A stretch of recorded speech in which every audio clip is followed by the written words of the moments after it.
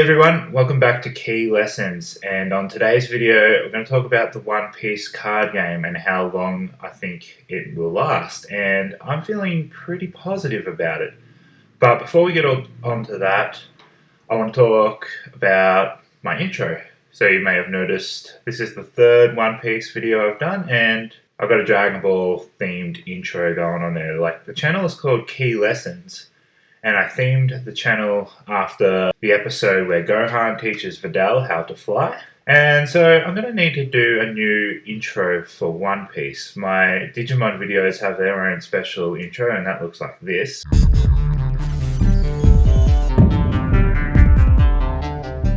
Originally, for my Dragon Ball intro, I had just like an anime clip of Gohan teaching Videl how to fly, because that's what the channel's themed after, like I just said. And so I have an idea for my One Piece theme, and it's in my head. I don't want to use an anime clip because that would just risk every one of my videos getting copyright strikes or whatever. So I want to learn how to animate properly and draw this myself and do it. But here is a rough idea of what I'm thinking of. Let me know if you think it's a cool idea.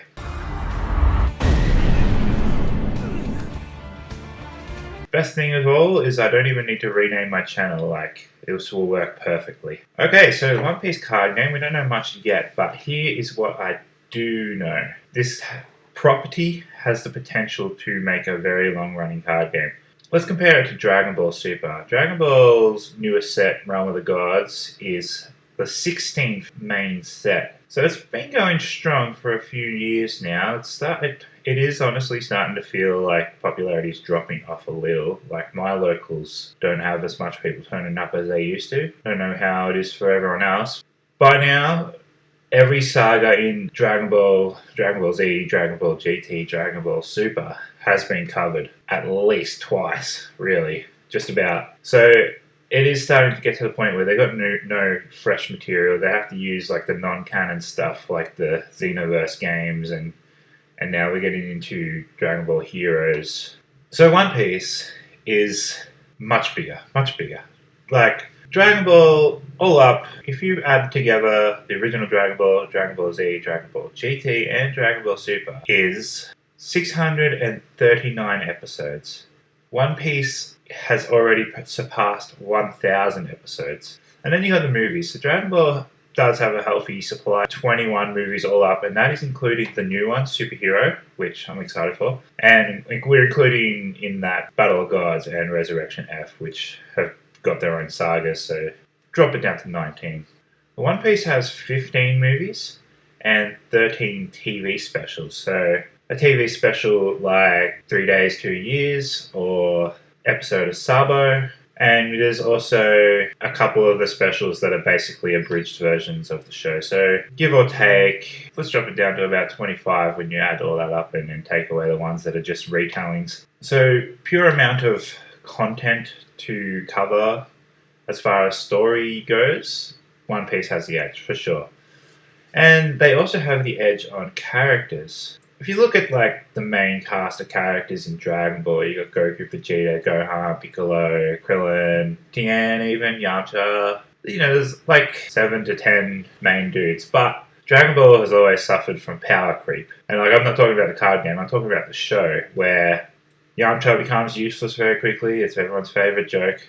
And then Tien stops being as important, and Krillin. And you get to the point where the only characters that can do anything are Goku and Vegeta. And then you go to One Piece, every Straw Hat has a role to play, and they all are important. Yes, as we speak of power creep, it's also worth mentioning the card game Dragon Ball Super did have a problem with power creep. It's a lot better these days. They probably overcorrected in the last couple of sets, but I think it's back on track with Realm of Gods. Hopefully the One Piece card game can learn from that.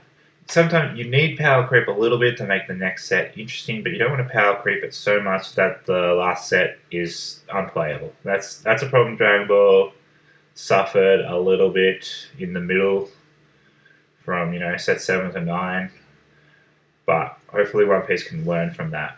But going back to characters, besides the main cast, One Piece definitely has the numbers on supporting characters. There are so many. I have just finished watching Dressrosa, so that's very fresh in my mind right now, and there are so many characters in that arc. I mean, like, you got Sabo, you got the little people, you got Rebecca, you got the toy soldier, and then you go to the Colosseum, and you see there's hundreds of characters in that Colosseum, and you get the feeling that when you first start watching the Colosseum stuff that they're very throwaway and you won't learn anything about them, and then One Piece surprises you. Like, you learn about so many of them and they become very important. And then you go back through, like, Dressrosa is obviously an extreme example. It's a very long and a very involved arc, but you go to any arc and yeah, there's so many characters. So One Piece can go probably a long time before they run out of characters to use, whereas Dragon Ball has already surpassed that. Another thing that One Piece card game can do to make sure it lasts a long time is take lessons that Bandai have learned from making the Dragon Ball Super card game and the Digimon card game. Digimon clearly has had an advantage from coming after Dragon Ball, and they've learned lessons from it. And One Piece can only improve on it further. Not only will they have learnt from their mistakes, they'll have also learnt from their successes. And they'll have a variety of deck ideas to put into One Piece, for sure. Another thing that One Piece has going for it that is really in its favour is how popular it is. It is the world's most popular anime, especially in Japan. And that means a lot because the One Piece card game will be available in Japan. Dragon Ball Super isn't. Digimon seems to be more of a focus because it is played in Japan. It's more of a cash cow for them, and One Piece is going to be in the same boat as Digimon is. Dragon Ball is definitely at a disadvantage for not being played in Japan. At the very least, even if One Piece doesn't take off here in English-speaking countries, I would imagine it definitely will in Japan. And if it does well in Japan, they'll keep on making it, because that's where the makers of the game are based. Anyway, I think that the future will be bright for the One Piece card game. You can invest in it fully confident that the game will stick around for time to come. Before I finish this video, I think I might just talk about a few characters I'm excited about having cards of. Number one, Sabo. Obviously, I've just finished watching Dressrosa, like I said, so Sabo is definitely one of my favourite characters right now. He's so cool.